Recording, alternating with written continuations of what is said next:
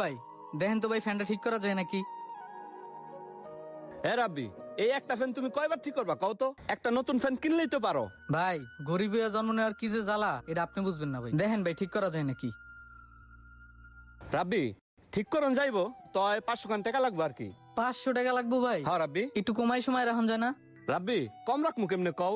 ফ্যানটার coil একটু কাজ আছে আর ক্যাপাসিটরটাও পরিবর্তন করতে হবে। আমি তো আমার মজুরি ধরেই নাই। আচ্ছা ভাই তাহলে ঠিক করেন, কিন্তু ভাই সন্ধ্যার আগে দিয়েন, যেই গরম পড়ছে আমি সন্ধ্যার আগে নিয়ে যাবনি। আচ্ছা ঠিক আছে রাব্বি, আমি ঠিক করে রাখবো না। তুমি টাকাটা কিন্তু নগদ নিয়ে এসো, ঠিক আছে? আচ্ছা ভাই। এখন 500 টাকা কই পাই? এই শিমুল ভাই, কি হয়েছে? এই পোলাটা আইছিল কে? কেন ভাই, ওরা আপনি চিনেন নাকি? আরে চিনবো না মানে, আমার বাসার পাশে যে বস্তিটা আছে না, ওই বস্তিতেই থাকে। কোন কিছে? ভাই আইছিল তো এই নষ্ট ফ্যানটা নিয়া। 2 দিন পর পর নষ্ট হয় আর খালি নিয়ে ঠিক করার লিগা। একটা নতুন ফ্যান কিনতে পারে না। দেই এই ভ্যানে কিছু আছে, এই ও ঠিক করতে নিয়েছে না? কি কমু, ওর যে মাডা আছে না, মানুষের বাড়ি বাড়ি কাম করে পোলাটার পড়ালেখা করে, পোলাটার কাম করতে দেয় না মিয়া। ওরে পড়ালেখা করে, ওরে জজ ব্যারিস্টার বানাইবো। ওই যে কথা আছে না, চাটাইতে শুয়া লাখ টাকার স্বপ্ন দেখে। গরিব মানুষ তোরা, তোকে তো ফ্যান লাগবো কি লিখে, তোকে তো বাতাস খাওয়া লাগবে কি লিখে বেটা? গরমে কি মানুষ ঘুমায় না? শোনেন ভাই, এইসব গরিব ছোট লোকদের বাকি দিলে জীবনেও টাকা উঠাইতে পারবেন না ভাই। বাকি দিবেন আম করে, যাকে টাকা দেওয়ার অ্যাবিলিটি আছে। আর ওর মায়ের হয়েছে কি, একটা মাত্র পোলা, তো পোলাটার খুব ভালোবাসে, আর হ্যাঁ হ্যার মায়ের খুব ভালোবাসে, অথচ কাম কাজ করে না। মায়ের যদি এতই ভালোবাসো, কাম করে খাওয়া, তাই না ভাই? হ্যাঁ ভাই, কথাটা কইয়া তো আমার অনেক উপকার করলেন। এইটা তো আমার একটা ব্যবসা। ধন্যবাদ ভাই আপনারে। আচ্ছা ভাই, আজকে আমার কাজ আছে, আমি গেলাম। আচ্ছা ভাই যান, আবার আইসেন। শিমুল ভাই, আমার ফ্যানটা কি রেডি হয়েছে? ও আসাদ, এই যে তোমার ফ্রেন্ড রেডি, নিয়ে যাও। শিমুল ভাই অনেক কষ্ট করে 500 টাকা ম্যানেজ করে নিয়ে আইছি, ফ্যানটা দেন। রাব্বি, একটা তো ঝামেলা হয়ে গেছে ভাই। কি ঝামেলা ভাই? ভাই তোমার ফ্যানটা ঠিক করতে যায় আমি নষ্ট করে ফেলাইছি, অবশ্য আমারই দোষ। এখন কি যে করি?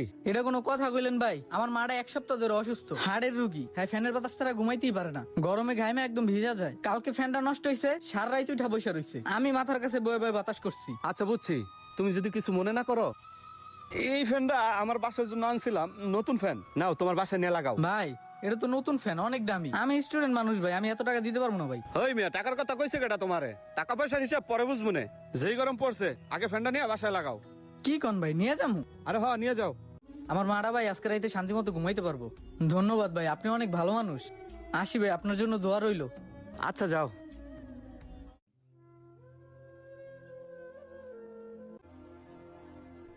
আচ্ছা শিমুল ভাই, আমি একটা জিনিস বুঝলাম না, আপনি শিমুল মেকানিক, বোবা জিনিসেও কথা বলান, আরে পুরান ফ্যানের বদলে আপনি নতুন ফ্যান দিয়ে দিলেন, কাহিনীটা কি?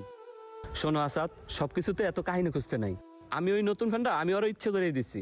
শোনো নাই, ওর মাটা খুব অসুস্থ, গরমে ঘুমাইতে পারে না। শোন, ওর মা মানে আমার মা। আসলে কি আসাদ, জন্মের পর থেকে আমি আমার মায়ের মুখটা দেখি নাই তো, তাই বুঝি মা হারানোর কি যন্ত্রণা।